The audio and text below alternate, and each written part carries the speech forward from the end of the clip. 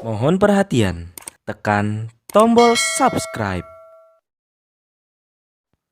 Terima kasih atas perhatiannya.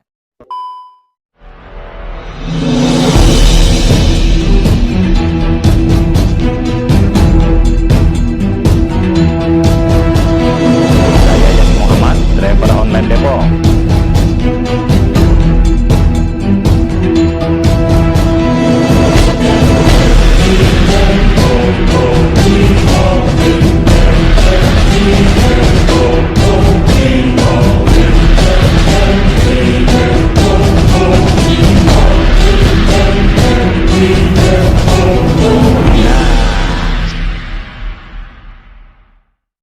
Sebelumnya ini adalah sesuatu yang sangat penting.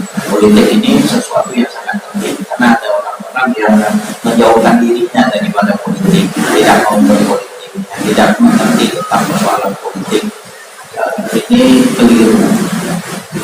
Kalau kita lihat dari sejarah, para ulama kita menyebutkan Rasulullah SAW wafat itu pada hari Senin dan dikuburkan pada hari Senin. Tapi kalau tidak hari Selasa, hari Rabu, beda hari ya. Katakanlah hari Selasa. Nah, dapat ada yang mengatakan hari Selasa. Nah, kenapa jenazah Rasulullah ditunda untuk dikuburkan? Para ulama menyebutkan salah satu alasan utama karena para sahabat membicarakan tentang kepemimpinan. Siapa yang menggantikan Nabi setelah wafatnya Rasulullah SAW? Itu jenazah Nabi masih ada. Jenazah Nabi belum tidak dikuburkan terlebih dahulu, dibahas dulu, saking pentingnya. Karena kalau tidak dibahas, bisa terjadi orang-orang Ansor mengatakan kami lebih berhak untuk menjadi pemimpin. Tapi orang-orang Waalaikumsalam, orang-orang Muhajirun mengatakan kami lebih berhak karena kami lebih dulu mengetahui, lebih dulu merasakan ayat-ayat Al-Quran itu banyak waktu di Makkiyah itu diturunkan di Mekah dan lain sebagainya. Jadi terjadi perbedaan, awalnya terjadi ya seperti diskusi di situ, perdebatan di situ. Tapi intinya jenazah Rasulullah SAW masih ada, tapi para sahabat mendahulukan untuk membahas itu. Kalau kita kan kalau suasana sekarang ada kematian, mungkin ketimbang kita pergi ya lebih mengutamakan untuk ya apakah itu takziah terlebih dahulu kan begitu. Tapi ini jenazahnya Rasul, bukan sembarang orang. Makamul Anbiya, Asyraful Mursalin. Dari di antara para nabi, bahkan nabi yang paling mulia, nabi yang paling terakhir, orang yang dipilih Allah, yang Allah dengan para malaikat itu bersolawat, itu saking pentingnya. Jadi kalau sekarang dikatakan politik itu tak usah, umat Islam jauh daripada politik dengan lain sebagainya, itulah yang dilakukan oleh pemerintah kolonialisme Belanda waktu itu. Dijauhkan umat Islam daripada politik. Itulah artinya sekuler. Itulah yang menjadi musuh utama kita untuk menjauhkan. Kalau orang Islam berpolitik itu dimusuhi. Apalagi kalau ulama berpolitik itu disikat terlebih dahulu, dibongkar semuanya, dihancurkan. Nah, ini adalah satu tantangan terbesar. Jadi bagi kita adalah politik ini sangat penting. Itu sangat penting. Kalau Imam Al-Ghazali mengatakan politik ini dia saudara kembar daripada agama, nggak bisa dipisah, saudara kembarnya seperti mata koin, nggak bisa ada dua sisi. Sisi daripada agama ini politik, sisi lainnya ya agama ajaran. Kenapa? Ad-dinu usul, kata Imam Al-Ghazali, ad-dinu usul. Agama itu dia adalah dasar, wasulton harisun, dan kekuasaan itu adalah penjaganya. Ladina famahdum, lakusa famahdum. Kalau tidak ada mangkal, tidak ada agama, itu hancur negara maju, negara jahiliyah. Karena nggak ada agama di situ.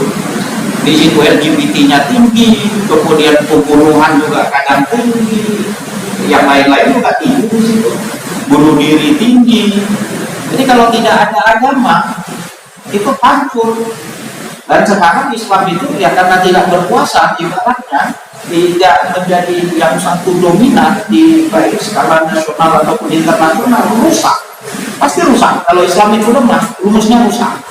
Itu. Karena tidak dibangun di atas wahyu. Jadi kalau tidak ada agama, binasa. Tapi sebaliknya agama ada. Itu. La harisa fadhoihun, kalau agama ada, tapi nggak ada kekuasaan, itu hilang. Agama ada, kita ada mayoritas, tapi nggak ada kekuasaan. Banyak terjadi Islamofobia dan lain sebagainya, kita rasakan. Itu baik skala internasional di Palestina, agama ada, tapi nggak kuat, hilang, tanahnya hilang, orangnya hilang. Di Myanmar, di Kashmir, dan di berbagai negara. Jadi agama ada, umat Islam ada, tapi kalau nggak ada kekuasaan, hilang. Dan kita pun hilang, Singapura hilang. Kalau tidak ada kekuasaan. Jadi ini betapa pentingnya. Dulu kita, waktu kecil kita kan belajar dengan anak Melayu. Nggak kita jaga, hilang arah Melayu itu. Jadi biarpun kita ada umat Islam, tapi kalau tidak punya kekuatan itu hilang. Di Mekah juga dulu Rasulullah SAW begitu. Makanya hijrah, karena kalau terus menerus di Mekah, bahkan Allah perintahkan untuk hijrah itu. Karena kalau terus menerus dihabisi, dibunuh, disiksa, lain sebagainya, ya kerusakan, kehancuran dan lain sebagainya. Jadi hijrah, perintah Allah, hijrah ke Madinah. Di Madinah lah umat Islam kemudian membangun kekuatan, sampailah sekarang umat Islam itu ada, ya karena ada kekuatan dari jejak-jejak dulu. Itu pentingnya. Karena sekarang ada orang yang kurang merasa apakah sih politik dengan lain sebagainya, itu keliru. Secara konsep itu penting sekali. Karena dengan adanya kekuasaan itu maka agama ini terjaga. Kalau tidak ada maka hilang, rusak, dihinakan dan lain sebagainya. Itu yang pertama, begitu penting dan bisa kita sampaikan kepada umat, penting loh. Yang kedua, selain penting, ya, kita juga punya perbedaan. Di antaranya adalah kepemimpinan itu paling faktor, kata kunci, konsep utama di dalam kepemimpinan itu adalah hifdzuddin, dirasatuddin, menjaga agama. Jadi kalau dia menjadi pemimpin, bukan sekadar kalau orang menjadi pemimpin sekarang bangun kesejahteraan, buat fasilitas kesehatan, bangun jalan dan lain sebagainya, itu iya, itu juga sangat baik. Tapi ada titik yang membedakan kita, itu persamaan. Yang membedakan kita adalah pada riasa amat fi amriddin, dalam urusan agama. Jadi pemimpin itu ketika dia memimpin, yang ada di kepalanya itu selain yang tadi mensejahterakan rakyat, memakmurkan rakyat dan lain sebagainya, tapi dia sebagai seorang pemimpin muslim, gimana ya supaya umat Islam itu menjadi umat yang terbaik. Dia pikirkan gimana ya supaya ajaran Allah itu bisa terwujudkan di dalam kehidupan masyarakat. Gimana ya LGBT itu adalah sebuah persoalan yang sangat serius sekali, miras itu yang sangat serius sekali, dan berbagai kemaksiatan itu adalah masalah yang sangat serius sekali. Jadi ketika dia memimpin, dia mikirin agama. Kalau sekarang biasanya pemimpin dia pikirin kapan balik investasi, gimana supaya dia mendapatkan proyek, kemudian bagaimana kemudian supaya kelompoknya dan lain sebagainya, itu yang dipikirin. Mengatasnamakan masyarakat, rakyat, bangsa dan sebagainya. Ada yang benar-benar, tapi banyak juga yang nggak benar-benar. Nah, kalau di kita itu iya, dalam arti kata memperjuangkan umat, cinta bangsa dan negara, itu semua iya. Tapi karena dia adalah seorang muslim dan kehidupan orang Islam ini banyak tantangannya, dia berpikir juga bagaimana umat Islam ini dia menjadi umat yang terbaik. Kalau umat Islam umat yang terbaik, insya Allah negara dan bangsa juga akan menjadi yang terbaik. Gitu. Karena Islam ini adalah rahmat untuk sekali semesta alam. Gitu. Jadi dia berpikir bagaimana urusan-urusan agama ini juga bisa terwujudkan. Ya, bahwa pesantren maksimalkanlah menjadi lembaga pendidikan yang terbaik. Masjid bagaimanalah itu menjadi makmur, kemudian ya berbagai kemungkaran itu bisa diredam sehingga daerah itu menjadi daerah yang tenang. Orang kalau keluar malam tak perlu khawatir. Kalau sekarang dijaga aja hilang, bahkan yang dijaga yang disalahkan gitu. Karena saking pinternya yang menggondol atau apa gitu. Nah, ada rasa tidak aman. Nah, ini bagaimana supaya daerah itu menjadi aman dan tentram dan lain sebagainya. Fi amrin dalam urusan agama, pemimpin itu juga ya fokus utama. Jadi kalau dia misalnya anggota dewan, dia berpikir gimana ya umat Islam di daerah yang dia wakili itu menjadi juga yang terbaik. Gimana ya kemaksiatan yang di daerah itu menjadi minim dan lain sebagainya.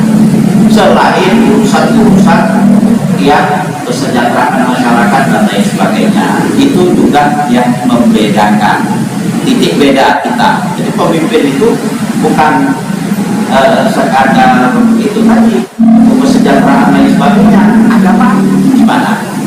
Itu.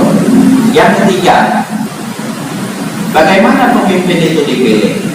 Ini juga pertanyaan. Kalau sekarang biasanya kan popularitas, elektabilitas dengan uang. Dia mimpin kemana? Karena dia punya uang. Atau kalau sekarang dalam syarat undang-undang, kenapa dia jadi pemimpin? Karena dia perempuan. Jadi ada undang-undang dalam politik itu 30% harus perempuan. Jadi kalau di DPP itu di partai pusat itu perempuannya kurang dari 30%, itu nggak bisa ikut pemilu itu. Nah, jadi kenapa dia dipilih? Ya, karena keperempuanan. Ini keliru harusnya ya, karena berkualitas kan, karena punya kapasitas begitu. Jadi, nah sekarang bagaimana pemimpin itu dipilih? Biasa seperti tadi. Nah, kalau kita melihat kepada sejarah tadi waktu di Madinah Rasulullah SAW wafat, para sahabat itu berhimpun di Saqifah di Madinah itu. Kemudian dari yang berhimpun itu memilih Abu Bakar radhiyallahu anhu sebagai khalifah yang pertama. Jadi sekelompok ya, sahabat-sahabat tertentu, tidak semua sahabat berhimpun, kemudian mereka musyawarah, di situ mereka menentukan pilihan. Itulah kalau di dalam konsep politik Islam namanya ahlul halli wal aqdi. Itulah yang sekarang disebut juga dengan majelis syuro. Jadi majelis syuro yang ada di situ, orang-orang yang berhimpun di situ yang memilih. Kalau bagi Syiah nggak dipilih, ditentukan. Allah dan Rasul yang menentukan. Jadi Ali itu ditentukan oleh Allah, ditunjuk oleh Rasulullah SAW. Bahkan bukan cuma Ali, Hasan, Husain dan lain sebagainya. Itu bagi mereka itu adalah nas. Tapi kalau kita Ahlus Sunnah wal Jamaah itu dipilih. Pemimpin itu melalui pemilihan. Dipilihnya dengan sekelompok orang yang berhimpun, yang menentukan, yang punya kapasitas. Itulah ahlul halli wal aqdi. Kemudian dari para sahabat ketika Umar radhiyallahu anhu, Abu Bakar kemudian memilih Umar. Nah, ini menjadi individu. Kalau tadi kan sekelompok. Tapi kualitas Abu Bakar radhiyallahu anhu tidak diragukan. Jadi biarpun Abu Bakar yang memilih Umar. Abu Bakar punya anak, tapi nggak menunjuk anaknya Muhammad bin Abu Bakar sebagai penggantinya. Jadi biarpun Abu Bakar radhiyallahu anhu sendiri, tapi ada pada dirinya kepercayaan umat yang begitu tinggi, dan dia yang terjaga, dia adalah yang dianggap yang paling baik, itu dibenarkan. Tapi kalau sekarang seseorang yang memilih, ya itu beda tingkatannya. Misalnya partai itu, semua kepentingan partai itu atau urusan bangsa dan negara ditentukan oleh dia sendiri ibaratnya. Ya bahaya juga negara ini, urusan negara yang begini besar urusannya menjadi urusan dia sendiri. Nanti ketika ada kepentingan, ya jadi kepentingan dia sendiri. Dan biasanya seperti begitu, atau seperti jadi sebuah perusahaan. Jadi ngurus negara dan bangsa ini menjadi perusahaan dia. Ini yang disebut macam-macam. Ya. Jadi itu yang menjadi waliul ahdi, putra mahkota ibaratnya Umar bin Khattab radhiyallahu anhu dipilih oleh Abu Bakar, tapi tidak diragukan kualitas kepemimpinan dari Abu Bakar radhiyallahu anhu. Beda kalau yang pilih ini satu orang sekarang, sangat diragukan sekali karena penuh dengan syarat kepentingan. Kalau Abu Bakar radhiyallahu anhu tidak ada keraguan, meletakkan kepentingan Allah dan Rasulnya di atas kepentingan dirinya. Begitulah dalam dia berkorban, mengorbankan perjuangan dengan hartanya lain sebagainya, dia serahkan hampir semua hartanya, bukan ada urusan kepentingan pribadi. Itu kepada Umar radhiyallahu anhu. Kemudian dari Umar radhiyallahu anhu pindah ke Umar menunjuk 6 orang. Utsman bin Affan, Ali, Thalha, Zubair, ya, Sa'ad bin Abi Waqqas, Abdurrahman bin Auf, ditunjuk 6 orang untuk menentukan pemimpin. Inilah yang juga disebut dengan Ahlul Halli wal Aqdi. Itu kelompok majelis syuronya, 6 orang ini yang mereka bermusyawarah rame. Kalau kepentingan satu orang, mungkin anaknya yang minta atau istrinya atau saudaranya, bisa jadi dia tergelincir. Kalau satu orang, biarpun orang itu soleh, kalau dalam politik ada tekanan, mungkin anaknya ditekan, dia mungkin bisa berubah. Kalau satu orang, tapi kalau orangnya orang soleh kumpul rame, keputusan mereka itu adalah satu kekuatan, satu yang bisa dipegang. Kenapa? Karena rame orang. Kalau satu orang mungkin masih bisa lah kita, aduh apa betul ya, nah, jangan-jangan ada. Tapi kalau udah rame orang, itu bisa menjadi satu pegangan. Kenapa? Karena rame orang soleh. Nggak mungkin lah orang soleh itu bicara tentang kepentingan individu yang ada, namanya juga orang soleh, apalagi rame-rame di situ. Itulah majelis syuro. Begitu juga kepada Utsman bin Affan, kepada Ali radhiyallahu anhu, itu juga begitu. Ali bagian daripada yang 6 tadi.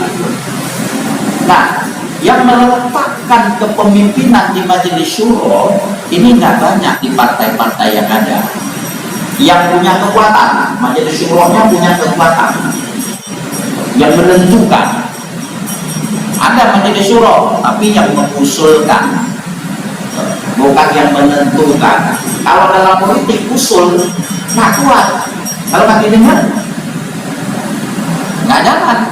Itu kalau dalam politik. Seperti kita bicara OIC lain sebagainya, nggak punya kekuatan. Kita bilang Amerika double standard lah, Palestina yang hari dibunuh, kenapa ada referendum? Oh, Timur ada referendum, padahal Palestina dari tahun 48 nggak punya kekuatan. Ya usul aja, kita demo lah lain sebagainya, tolak begini-begini, nggak punya kekuatan. Ya pawai, bagus sih, tapi nggak punya kekuatan. Nah, majelis syuro yang punya kekuatan itu nggak banyak di Indonesia ini. Partai yang majelis syuronya di situ yang menentukan. Salah satunya adalah Partai Masyumi. punya kekuatan majelis syuro. Pengendali partai masyumi itu adalah majelis syuro. Jadi, partai ini siapa yang mengendalinya, siapa yang penentunya, itu majelis syuro. Nah, konsepnya sudah benar, karena nggak semua partai seperti itu, ada 1 atau 2 partai aja seperti itu. Nah, itu juga yang membedakan, karena ada partai seperti perusahaan, pengendalinya ya dia yang punya, itu pembeda. Kemudian Bapak dan Ibu, kita juga tahu Allah berfirman, ya ayyuhalladzina amanu, wahai orang-orang yang beriman, atiiu Allah wa atiiur rasul wa ulil amri minkum fa in tanaza'tum fi syai'in farudduhu ila Allah wa rasul. Wahai orang-orang yang beriman, taatilah Allah dan taatilah Rasul dan pemimpin di antara kalian, ulil amri. Nah, menurut misalnya Fakhruddin Ar-Razi, seorang ulama besar meninggal pada tahun 1210 di dalam tafsir Kabir, tafsir besarnya, itu menyebut ulil amri di situ, kalau lihat dari ayat itu adalah ulama. Kenapa?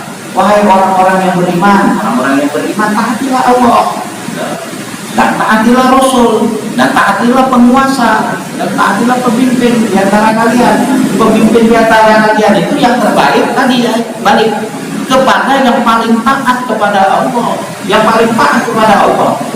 Ulama yang benar. Ada juga ulama yang tidak benar, ulama su, ulama jahat. Ulama adalah orang-orang yang innama yang syalloha bin ibadihil ulama. Sungguh hanya orang yang paling takut kepada Allah itu adalah ulama. Karena dengan ilmunya, nah, ulama yang benar, ulama yang soleh ya, ulama akhirat, jadinya dengan ilmunya dia sangat menyadari bahwa dirinya adalah sangat kecil dan Allah Maha Kuasa dan lain sebagainya. Jadi al-ulama waratsatul anbiya, manusia yang paling tinggi itu adalah para nabi. Ya, penggantinya para nabi itu adalah para ulama. Dan disebutkan di dalam Al-Quran dan hadis, begitu tingginya posisi ulama itu, begitu tingginya posisi orang-orang yang berilmu itu. Banyak sekali ayat Al-Quran juga seperti yarfa'illahu alladziina aamanu minkum walladziina utul ilma darajat. Allah mengangkat derajat orang-orang yang berilmu. Hal yasawil ladziina ya'lamuna wal ladziina la ya'lamun. Apakah sama orang-orang yang tahu dengan orang-orang yang bodoh? Orang-orang yang tidak tahu berbeda. Dalam hadis juga, man kharaja fi thalabil ilmi fa huwa fi sabilillah yatayadda'an. Siapapun yang keluar dalam mencari ilmu, maka kondisi di dalam fisabilillah sehingga dia pulang. Man ja'a li masjidin hadza liyata'allamahu aw liyu'allimahu fa huwa bi manzilatil mujahid fi sabilillah. Siapa yang datang ke masjidku ini belajar atau mengajar, maka posisinya sama seperti orang yang sedang berjihad di jalan